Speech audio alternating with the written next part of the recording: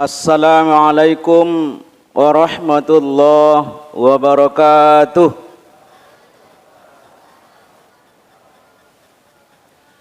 Alhamdulillahilladzi ja'ala syahra Ramadan syahran mubarak alladzi unzila fihil Qur'an hudal linnasi wa bayyinatin minal huda wal furqan. Asyhadu an la ilaha illallah wahdahu la syarikalah wa asyhadu anna Muhammadan abduhu wa rasuluh sallallahu alaihi wasallam la nabiyya ba'dah amma ba'du. Pertama sekali kita bersyukur kehadirat Allah Subhanahu wa taala. Pada malam hari ini kita masih sehat walafiat, masih diberikan kesehatan, kesempatan, khususnya kekuatan untuk mengikuti qiyamul lail, melaksanakan salat tarawih dan witir pada malam hari ini. Salawat salam Rasulullah sallallahu alaihi wasallam dengan hantaran kata Allahumma salli ala Muhammad wa ala ali Muhammad. Bapak-bapak, ibu-ibu sidang jamaah salat tarawih yang dimuliakan Allah. Tadi anak kita telah tampil daiyah cilik. Ada mengejan berapa tahun tadi Pak? 8 tahun? 9 tahun, 8,5 tahun jadi 9. Mudah-mudahan ada penerusnya dan itu memang penting untuk latihan. Dan sudah diajari kita Pak. Saya pikir tadi mengajari kulimah la ilaha illallah. Tapi diajarkan subhanallah. Oleh karena itu mudah-mudahan bermanfaat kepada kita semua dan bisa memotivasi generasi kita berikutnya. Pada malam hari ini sesuai dengan permintaan dari pengurus bahwa kita akan menyampaikan tema, judul tadi disampaikan ada 5 hal perbedaan prinsip antara kehidupan dunia dan akhirat. Pada awal subuh kemarin juga sudah kita sampaikan tipe macam manusia di bulan Ramadan ini. Ada yang memang mau beribadah, dia sungguh-sungguh. Ada yang sampai hari ini juga disebut belum juga memulai dengan puasanya. Ada apa? Jawabannya yang pertama salah satunya karena dia tidak tahu perbedaan prinsip kehidupan dunia dan akhirat. Kalaulah dia tahu perbedaan yang 5 ini saja, barangkali dia segera berbuat kebaikan.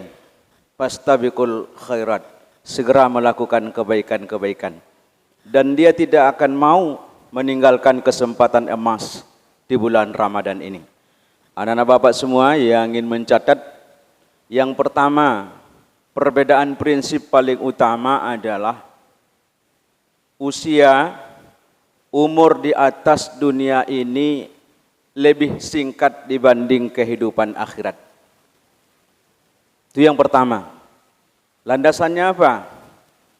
Sebagai landasan kita surat An-Nisa, surat yang keempat ayat 78. Allah menjelaskan, Aynama takunu yudrikkumul maut walau kuntum fi burujim musyayyadah. Di mana saja kamu berada, yang namanya kematian itu pasti akan mengejar kamu. Tidak bisa lari dari kematian itu. Kullu nafsin dha'iqatul maut. Setiap yang bernyawa pasti akan merasakan kematian. Kalaulah dia tahu bahwa hidup ini sangat singkat, maka dia tidak akan menyia-nyiakannya. Dia akan pergunakan jabatannya. Dia akan gunakan ilmunya. Dia akan gunakan kedudukannya dalam rangka ilahi anta maksudi wa ridhoka makdubi. Keridhaanmu lah yang aku cari. Engkaulah tujuanku dan keridhaanmu lah yang aku cari. Tetapi Bapak Ibu Saudaraku yang dimuliakan Allah, memang benar apa yang disampaikan Rasul. Ish ma syi'ta fa innaka mayyitun. Hiduplah sesukamu, maka sesungguhnya ingat kamu pasti akan mati. Maka pemutus kelezatan itu adalah namanya kematian. Pak Ibu, alhamdulillah informasi yang terupdate lagi viral hari ini, kejadian tanggal 11 April 2022, demo besar-besaran mahasiswa BEM SI, Badan Eksekutif Mahasiswa se-Indonesia, melakukan demo besar-besaran. Apa yang terjadi Bapak Ibu? Untung tadi tidak mati Pak, masih kena pukul. Tapi itu semuanya kenapa belum mati? Karena belum tiba ajalnya. Kalau sudah tiba ajalnya Pak, langsung meninggal di tempat. Mudah-mudahan tidak ada berita yang meninggal. Semoga aman saja negeri kita ini dan Allah berikan yang terbaik.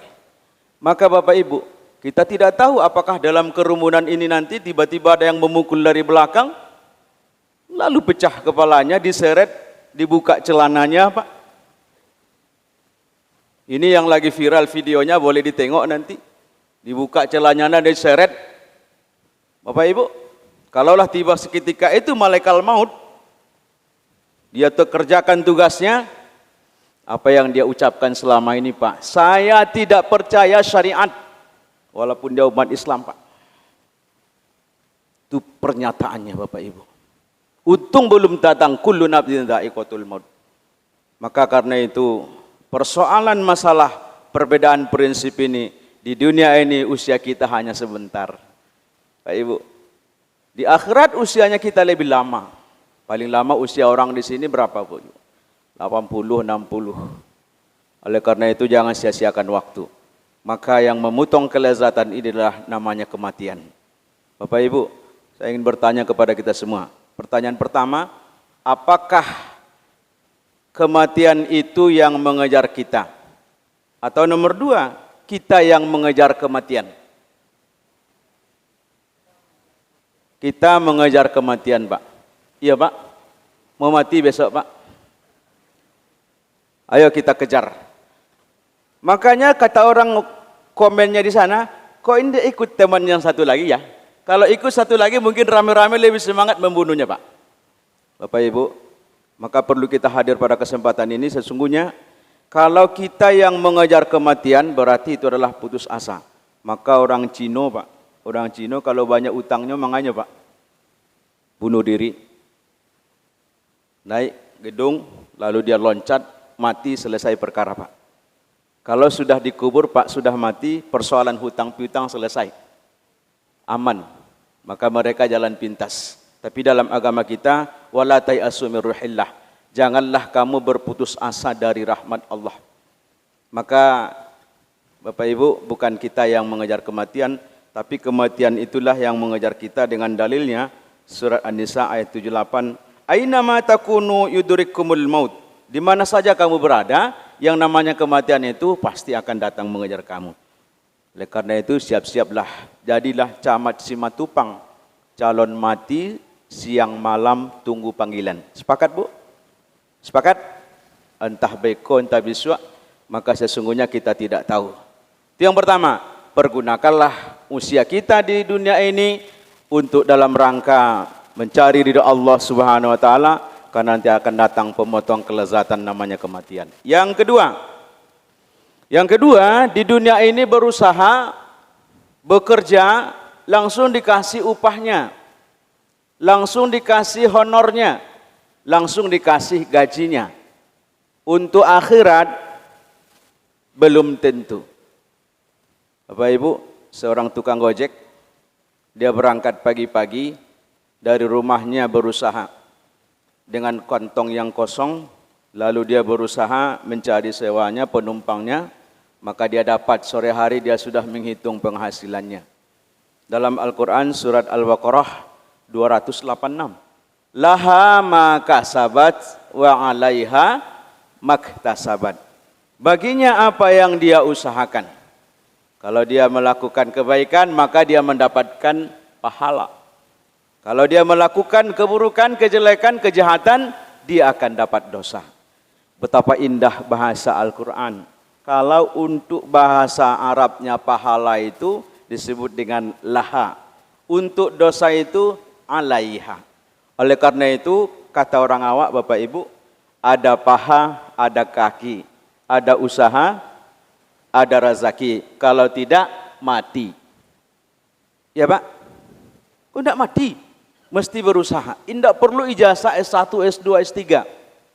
Ibu bapak pergi ke pasar. Sampai di pasar yang terdengar apa Pak? Saya juga heran. Saya berjalan di tengah pasar. Lalu datang seorang bapak tanpa dengan tangan kosong. Tidak bawa ijazah, tidak bawa lamaran Pak. Ucapannya hanya satu saya dengar. Ucapannya Bu, ada yang kadiangke, ada yang kadiangke, ada yang kadiangke. Dia ingin menggunakan jasanya untuk dipergunakan orang. Ada yang kadiangke, ada yang kadiangke, ada yang kadiangke. Itu saja Pak. Datanglah ibu-ibu yang jual sayur, tolong angkat nih ke mobil. Dia angkat, dikasih upahnya. Maka berusaha dia Pak. Tinggal lagi itulah Pak. Orang Islam Bu Pak, malas berusaha. Pak tanya cik Pak, mana dulu buka kedai orang awak atau kedai orang lain tuh? Pagi-pagi, siapa dulu buka Bu?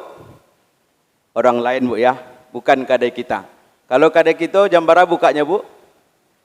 Jam 9, jam 10. Kalau orang tuh subuh lah buka Pak. Makanya oleh karena itu, jangan khawatir Bapak Ibu, rezeki itu dijamin oleh Allah Subhanahu wa taala. Yang penting berusaha. Nak, tahu cicak nak? Asik dia dengan kerjanya. Tahu cicak? Cicak tahu? Nak tahu cicak? Orang Mawak. Orang Jokwa. Cicak Bu, Pak, ada cicak di dinding. Apa lagunya nak? Cicak-cicak di dinding, diam-diam merayap. Datang seekor nyamuk, lalu kutangkap. Cicak Bapak Ibu tidak bisa terbang. Tapi Allah jamin rezekinya. Digerakkannya nyamuk terbang ke mulutnya. Lalu kutangkap. Berusahakah cicak Bu? Berusaha. Bolak-balik dia Pak cari lampu itu. Mana yang terang. Mana yang ada di situ banyak nyamuk. Datangan awaknya tembak. Tetapi Allah jamin rezekinya Pak. Maka tadi laha makasabat wa 'alaiha maktasabat. Untuk dunia ini kita bekerja langsung dikasih honornya. Motivasi dari hadis Nabi, berikanlah upah pekerja itu sebelum keringatnya kering. Wah, luar biasa Bapak Ibu motivasinya. Oleh karena itu, jangan khawatir, kita tetap terus berusaha. Maka ada istilahnya Pak, usaha kerjaan tidak mengkhianati hasil. Jadi apa yang kita usahakan itu yang kita nikmati hasilnya. Sudah berapa nak? Dua. Yang ketiga, di dunia ini berlaku sistem sosial. Apa itu hukum sosial? Tolong menolong. Ya, sesama kita ada tolong menolong. Utang piutang, pinjam meminjam. Kalau di akhirat tidak berlaku hukum sosial. Dasarnya apa? Surat Luqman ayat 33. A'udzubillahi minasyaitonirrajim. Ya ayyuhan nasu taqu rabbakumul ladzi khalaqakum min nafsin wahidah. Ya ayyuhan nasu taqu rabbakum wakhshaw yawman la yajzi walidun 'an waladihi wala mauludun huwa jazin 'an walidihi syai'a. Inna wa'dallahi haqqan fala taghurrannakumul hayatud dunya wala yaghurrannakum billahil ghurur. Wahai orang-orang yang, ya ayuhan nas, wahai sekalian manusia, bertakwalah kamu kepada Allah. Wakhshaw, takutilah pada suatu hari nanti seorang bapak tidak bisa menolong anaknya. Juga seorang anak tidak bisa menolong bapaknya. Kalau di dunia bisa Pak. Di dunia bisa, maka berlaku sistem sosial, tolong menolong. Wa ta'awanu 'alal birri wat taqwa wa la ta'awanu 'alal ismi wal udwan. Di dunia ini selesai semuanya Pak. Kalimatnya cuma satu. La ada orang dalam masuk. Ya Pak. Kalau ada orang dalam, urusan mudah semuanya. Betul tuh Pak. Kalau mau masuk PNS harus ada orang dalam. Masuk gereja harus ada orang dalam. Mau masuk polisi harus ada orang dalam. Mau bikin surat lamaran, surat permohonan proposal, mesti ada orang dalam. Hanya satu yang tidak perlu orang dalam Pak. Di mana tuh Pak? Di Sarugo. Lah ya ada orang dalam di Sarugo Pak. Tidak ada orang dalam di Sarugo Pak. amal lawak yang akan menyelesaikan itu. Kalau baik, in kana khairan fa khairan, masuk surga. Kalau di dunia ini Pak, carilah orang dalam. Semuanya selesai Pak. Pak, aku bisanya masuk, pasti ada orang dalam. Ini pengalaman Pak.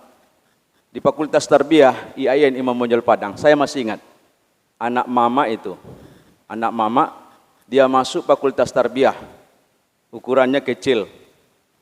Mestinya ada ukuran jadi guru itu ada standarnya kalau dulu. Lalu dosennya bertanya, awak si orang dalam awak sikoh? Ada orang dalam sikoh? Dah ada Pak. Ambo tes, ambo lulus.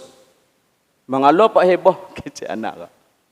Rupanya Pak, kalau ada sesuatu yang ganjil, maka pasti ada orang dalam yang menyelesaikannya. Memang betul Pak, ada orang dalam.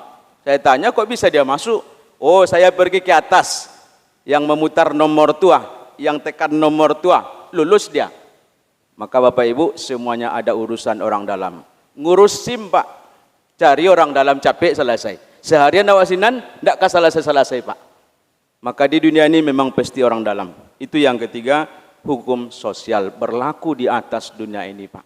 Tolong menolong, pinjam meminjam, utang piutang. Bu, lai suka mau utang Bu? Minjam utang banyak utangnya.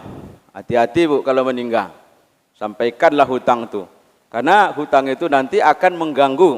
Ya, nafsul mu'min mu'allakun bainas samai wal ard. Ya, jiwa seorang mukmin itu akan terkatung-katung antara langit dan bumi. Kenapa? Karena hatta yuqada dainahu. Sehingga diselesaikan hutang piutangnya. Bapak Ibu, yang keempat perbedaan prinsipnya mesti kita ketahui adalah bahwa di dunia ini berlaku sistem gotong royong. Berat sama dipikul, ringan sama dijinjing. Di dunia ini yang bisa bergotong royong Pak. Sistem gotong royong ini yang kurang.